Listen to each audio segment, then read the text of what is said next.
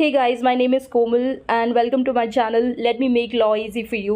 So basically objective इस channel का यही है कि मेरे को लॉ को बहुत ही आसान भाषा में आपको एक्सप्लेन करना है सो दैट आप उसको बहुत ईजी वे में समझ सको. सो आज जो हम सब्जेक्ट उठाने जा रहे हैं वो है Indian contract act. Indian contract act is one of my favourite subject from law school and till date. Be it CPC, CRPC, IPC जो भी हमने बाकी सब्जेक्ट्स पढ़े हैं they are equally interesting. But अगर आप कॉन्ट्रैक्ट एक्ट की बात करो तो it has a special place in my heart because contract एक ऐसी चीज़ है जो हम डे टू डे लाइफ में इतनी दफ़ा एग्जीक्यूट करते हैं. और तो being a law student, being a legal profession, हमको पता होना चाहिए कि कॉन्ट्रैक्ट क्या होता है.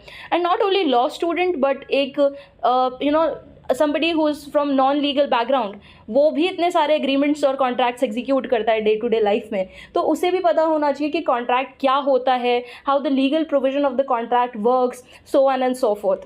So without wasting much time हम कॉन्ट्रैक्ट्स को पढ़ेंगे.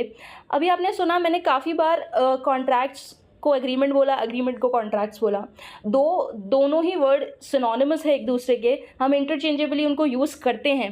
बट अगर आप लीगली देखें तो दोनों में वर्ल्ड ऑफ डिफरेंस है क्योंकि हर कॉन्ट्रैक्ट एग्रीमेंट होता है बट हर एग्रीमेंट कॉन्ट्रैक्ट होता है या नहीं होता that depends upon its legality. Simple भाषा में समझाऊं तो कई एग्रीमेंट ऐसे होते हैं जो लॉ रिकॉग्नाइज नहीं करता. सपोज़ मैंने एक पर्सन से इलीगल वेपन लिया है विदाउट एनी लाइसेंस, तो ये जो अग्रीमेंट हमने उससे किया है तो ये अग्रीमेंट इन्फोर्सिएबल बाय लॉ नहीं है. In that case it doesn't become the contract, right. So similarly हम इसको आगे वीडियोस में बहुत क्लियरली समझेंगे कि कैसे एग्रीमेंट कॉन्ट्रैक्ट बनता है ना. सो मैं आपको एक सिंपल लेमैन टर्म में बोलूँ तो हम एक दिन में इतने सारे कॉन्ट्रैक्ट्स एग्जीक्यूट करते हैं इतना हमें भी नहीं पता होता. फॉर इंस्टेंस जब हम सुबह हमारी हाउसमेड आती है क्लीनिंग के लिए तो हम उनके साथ भी एक कॉन्ट्रैक्ट एग्जीक्यूट करते हैं. वो हमारा हाउस क्लीन करती है, बदले में हम उनको महीने के एंड में पगार देते हैं, तो ये कॉन्ट्रैक्ट है. सपोज़ आपको अपने कॉलेज या ऑफिस जाना है तो उसके लिए आप ओला उबर बुक करते हो तो वो भी एक कॉन्ट्रैक्ट है. आपको कॉलेज या ऑफिस में इंटरवल में भूख लगी तो आपने सोचा कि जोमेटो या स्विगी से कुछ मंगा लेता हूँ, तो आपने ऑर्डर प्लेस कर दिया, तो वो भी आपने एक कॉन्ट्रैक्ट एग्जीक्यूट किया जोमेटो और स्विगी से. जब आप किसी ऑर्गेनाइजेशन को ज्वाइन करते हो तो वो आपको एम्प्लॉयमेंट लेटर या सर्विस एग्रीमेंट देते हैं, तो वो भी एक कॉन्ट्रैक्ट है. जब आप किसी कॉलेज में या फिर स्कूल में एडमिशन के लिए जाते हो तो आप उनसे सर्विसेज लेते हो और बदले में आप उनको कंसिडरेशन देते हो इन टर्म्स ऑफ फ़ी, तो वो भी एक कॉन्ट्रैक्ट है. तो यू अंडरस्टैंड हम कॉन्ट्रैक्ट को हर लेवल पे डे टू डे लाइफ में कितनी दफ़ा यूज़ करते हैं और कितनी दफ़ा एग्जीक्यूट करते हैं इतना हमें भी नहीं पता होता.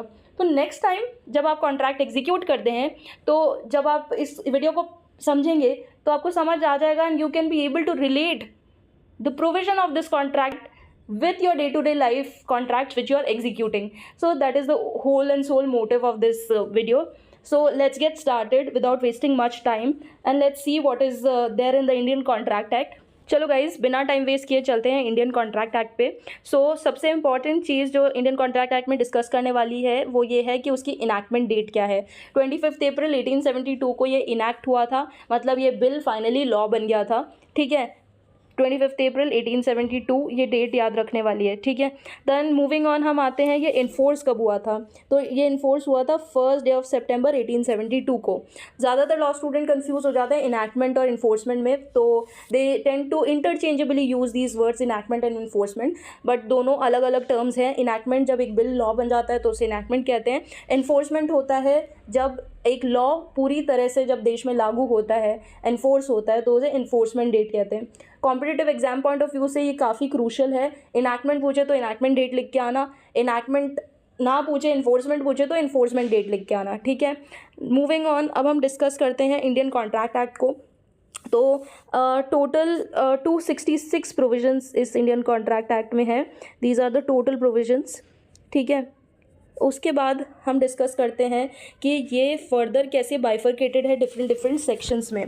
सेक्शन 1 से लेके section 75 deals with the general provisions. ठीक है, जनरल प्रोविजंस की बात करते हैं 1 से 75. देन 76 से लेके 123, 76 से लेके 123 ये बात करते हैं सेल्स ऑफ गुड की.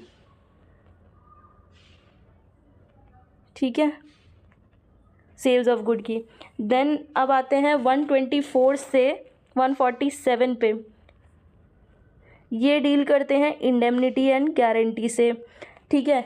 अब 148 से 181 ये डील करते हैं बेलमेंट एंड प्लेज से, ठीक है। देन वी कम A182 से लेके 238 ये डील करते हैं एजेंसी से रिलेटेड।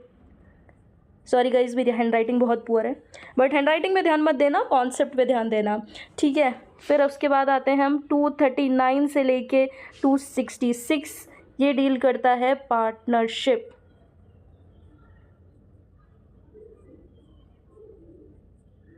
इम्पॉर्टेंट कॉन्सेप्ट ये समझने वाला इसके अंदर ये है कि जो ये 76 से 123 आपको जो दिख रहा है, 1930 में सेल्स ऑफ गुड एक्ट आया था। सेल्स ऑफ गुड एक्ट आने के बाद कॉन्ट्रैक्ट एक्ट के जो प्रोविजंस थे विच इज़ 76 से 123 वो इंडियन कॉन्ट्रैक्ट एक्ट से रिप्लेस होके वहाँ से हट के सेल्स ऑफ गुड एक्ट में आ गए थे 1930 में, रिमेंबर दिस डेट। फिर उसके बाद सेक्शन 239 से 266 हमें पता है पार्टनरशिप से रिलेटेड भी एक अलग लेजिस्लेशन फ्रेम हुआ था जिसे हम पार्टनरशिप एक्ट कहते हैं 1932। तो 1932 में कॉन्ट्रैक्ट एक्ट में जो प्रोविजन थे regarding partnership which is 239 to 266 वो सारे वहाँ से हट के पार्टनरशिप एक्ट में इनकॉर्पोरेट हो गए थे। तो इफ़ेक्टिवली ये जो दोनों दिस एंड दिस ये अलग से सेपरेट लेजिस्लेशन में इनकॉर्पोरेट हो गए थे और इंडियन कॉन्ट्रैक्ट एक्ट से वो एक्सप्लिसिटली एक्सक्लूड हो गए थे, ठीक है। एग्जाम पॉइंट ऑफ व्यू से बहुत इंपॉर्टेंट है, ध्यान रखना। और कॉन्सेप्चुअली भी ये क्लियर होना चाहिए कि इंडियन कॉन्ट्रैक्ट एक्ट में क्या चीज़ें कवर होती है और क्या नहीं होती, what is the scope of Indian contract act पर से। So this is the basic introduction regarding the Indian contract act. आने वाले वीडियोज़ में हम डिस्कस करेंगे regarding the provisions and the definition of Indian contract act. जो सबसे crucial होने वाला है, एग्रीमेंट और कॉन्ट्रैक्ट का डिफरेंस भी हम एक्सप्लिसिटली उस वीडियो में कवर करेंगे, तो stay tuned for that video अच्छा लगे तो लाइक करना, चैनल को सब्सक्राइब करना, कुछ कॉन्सेप्ट नहीं समझ आए तो कमेंट कर देना और ज़्यादा से ज़्यादा शेयर करना सो दैट लॉ को बहुत ईजीली हम काफ़ी लोगों को समझा सके। सो बाय गाइस।